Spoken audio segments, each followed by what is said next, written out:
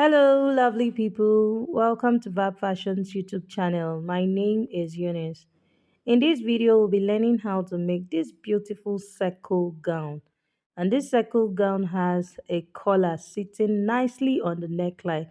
You can see that the collar is so fitted and it is not gaping. So in this video, I'll be teaching us how to achieve a collar that sits perfectly on the neckline and also how to cut and sew this lovely circle gown. I hope this is something you are interested in learning. If this is it, please kindly stay tuned while we get right into the video.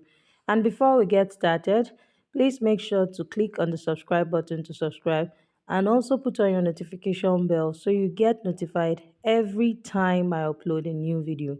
And please feel free to share this video, like this video. Thank you so much and let's get started. So the first thing I'm going to do is to fold my fabric on bias. So to fold on bias, I'm not going to fold into two equal parts. I'm going to make the fabric at the upper part slightly longer than the one underneath. And this is what I mean. Can you see what it looks like? So you can see the selvage of the fabric is below the one at the upper part. And you see what it looks like. So you can see I have about 10 inches at the upper part. And then you can see that the down part is quite wider. So making the down part wider, that's how we're going to achieve that circle shape. That's the fullness we want to have at the down part of the gown. So from this part where I have the selvage meeting the other one, I'm going to draw the shoulder line. Take note of where I'm placing my ruler. So you can see this point, I have the selvage of the fabric. So I can go ahead and draw my shoulder line at that point. So the next thing I'm going to do is to mark half of the shoulder measurement plus half inch for joining the sleeve, and that gave me 8 inches. And then still on the shoulder line, I'm going to mark a neck width of 2.5. And then I'm going to create the shoulder slant. I'll come down by 1 inch from the shoulder measurement and connect it to this 2.5 mark I have here on the neckline. After that is done, the next thing I'm going to do now is to enter the armhole measurement. And the armhole measurement is 7.5. At this point where I have the 7.5, I'm going to reconfirm half of the shoulder measurement plus half inch for joining the sleeve. This is for me to achieve a straight line that will connect to the shoulder line like this. And then I'm going to square out this line. So this is the armhole line as well as the chest line. So on this armhole line, I'm going to enter quarter of the bust measurement. So on the chest line here, I'll mark quarter of the bust measurement and then plus 2 inches. So having done that, I'll get the midpoint of the armhole as usual. Get the midpoint of the armhole and then first go in by half of an inch. And this one I'm going in by half of an inch is for the back armhole. So I'm going to go in by half of an inch. This is to avoid any bulge around the armhole area. So I'll connect it to the shoulder tip like this, and then I'll curve it to meet the actual bust measurement. That's the bust divided by 4. To meet it, not to the sewing allowance. Sorry, my chalk is not showing very well here because this is a white outfit. I don't want to stain it, but if you have been following my videos, it's just the normal way we mark our armhole measurements and the shoulder slant and all that. So next at the midpoint also I went in by 3/4 of an inch. So now this is for the front armhole. So for the front armhole is 3/4 of an inch, while the back armhole is half inch at the midpoint as well. So you can see I've curved it to the chest line. Really simple. So the next thing I'm going to do now is to place my tape from the shoulder line and mark the waistline. Then on the waistline, I'm going to mark quarter of the waist measurement plus 2 inches. This 2 inches, 1 inch is for the side seam allowance and 1 inch is for ease. And then I'm going to connect it to the chest line like this. And then I'll bring in my long ruler and open it up to the hem. That's to how wide I folded my fabric. I'm making use of 3 yards of fabric here, so you cannot fold too much. Okay, so this depends on the amount of fabric you have. That will determine how wide you can fold. So right now I'm going ahead to cut out the shoulder line so that we can see the starting point of the gown. Okay, so this is what we have. So from this shoulder line, the next thing I'm going to do is to mark the length of this gown plus 1 inch for hemming allowance. So this 1 inch, and by the time I take ½ inch and join the shoulders together and then hem the down part with ½ inch, we're left with the actual length. So you don't need too much hemming allowance for this because the down part is going to be curved. So placing my tape from the starting point, which is the shoulder line, I'm going to mark the full length plus 1 inch. So I'm going to mark it from this shoulder line. I'll keep placing my tape from here and then mark it. It's going to give me a circle shape at the down part. So I'm going to mark it and cut it out and show us the next thing to do. So after cutting out, this is what we have. I cut on the back armhole. I've not cut on the front armhole yet. So this fabric is going to, or this piece is going to represent the back. I'll place this on my fabric and cut out the back before I go ahead and alter it into the front by cutting the front armhole and also creating the front neckline. So now for the neckline, I'm marking a neck width of 2.5 inches and then a neck depth of ½ inch. This is for the back. I'm going to connect the points like this. I'm just going to use my free hand to connect the point. And then next I'm going to mark the front neck depth. I'm marking both front and back on this piece. So the front neck depth is 2.5 inches. I already have the neck width, which is 2.5. So 2.5 by 2.5 for the front. And then I'll also curve it out. Okay, so now we have our back neckline and also the front neckline. So I'm going to cut out the shoulder slant now, and then I'll also cut the back neckline. So remember, I cut on the back armhole because the back armhole is outer, is more outward compared to the front armhole. So I'm repeating the same thing in front at the neckline. The back neckline is higher than the front, so I'm cutting on the back neckline before I'll go ahead and then place it on my fabric and cut out the piece before altering it to the front neckline, or cutting on the front neckline and the front armhole. So that's it. So now you can see we have the back neckline. So I'm going to fold my fabric and place this back piece I have and cut out exactly what I have here, and then I'll show us how I'll alter this to get the front piece.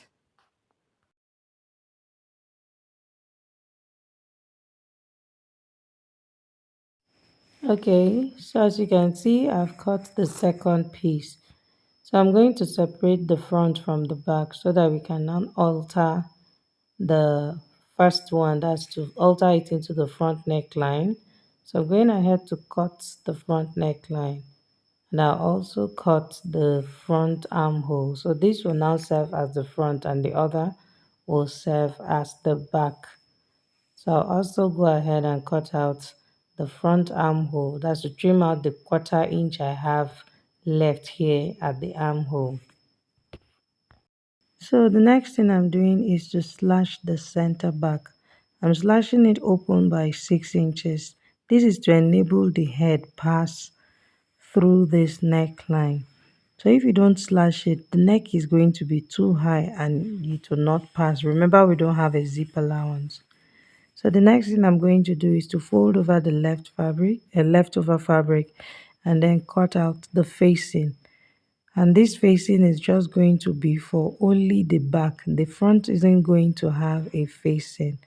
So this is me tracing out my neckline, and then I'll take away this back piece and then give it any shape I want. That's for the facing.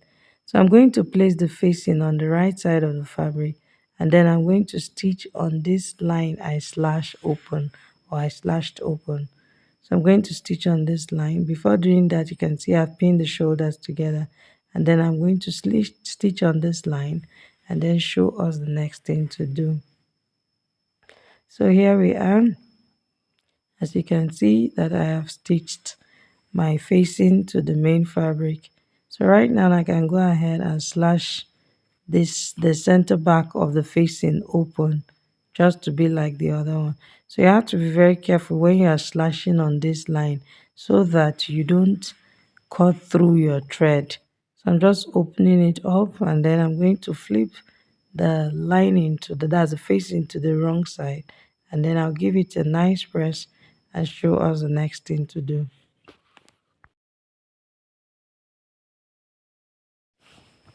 So after ironing the back facing, this is what we have.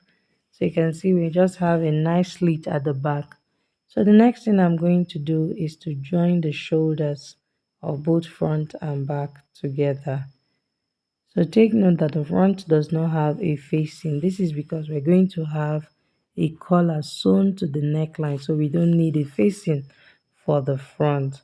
So I'm going to join the shoulders together on half of an inch. I'll repeat the same thing on the other side as well. And then I'll go ahead and sew the basic sleeve to the armhole. I'm making a basic sleeve, or I cut a basic sleeve for this gown, but I won't be showing us how to draft and cut a basic sleeve in this video, because I've made several videos on how to draft and cut a basic sleeve. So just in case you don't know how to draft and cut a basic sleeve, please, I'll be dropping the link in the description box so that you can click on it and watch how to cut a basic sleeve. So I'm going to stitch the basic sleeve to the armhole, and then I'll show us how to draft and cut this nice and fitted collar that sits very well on the neckline without gaping. So at this point I'm done stitching the shoulders together, and then I went ahead to sew the sleeves to the armhole. At the base of the sleeve I attached a velvet fabric there, and then I've also stitched the sides on 1 inch. I added 2 inches for my sewing allowance. I stitched on 1 inch, leaving the other 1 inch for ease, and I've also hemmed the down part of this gown. So now it's time for us to draft the collar. So first I'm going to fold the neckline into two like this, and then measure the width of the neckline. So here I have 14 inches. I have 7 inches on fold, so that's 14 inches in total. I'll be using this suede fabric to cut the collar. So I'm going to fold this suede on bias. That's, I'm going to fold it in a triangular shape. Okay, having folded the fabric on bias, I went ahead to press it. So I'm placing my tape to see where I can get 7 inches plus 1 inch for the seam allowance. So at this point I have 8 inches. So I'm just going to mark this point. So from the apex of the triangle, I'll measure what I have to the point where I marked, and that's 10 inches. So I'm going to mark that 10 inches round, just the same way we cut our 180 flare. So I'm marking that 10 inches round. Okay, so I'll go ahead and connect the points like this. So I haven't done that. I'm just going to confirm it. Can you see that I have more than the 8 inches? So this is just going to be very much enough. I can always trim out my excess. So the next thing I'm going to do is to measure the length of the collar. And you can see I'm taking the measurement upwards, not downwards. That's from the mark I have now at the base. I'm going upwards by 2 inches. So meaning that the upper part of the collar will be smaller than the down part of the collar. That's what will help us achieve that fitted look on the neckline without gaping. So this is what our fabric for the collar looks like. Can you see how the down part just opens up, is giving that curved look, and then the upper part is narrower. Okay, so I'm going to place this on my fabric and cut the second piece that will serve as the lining.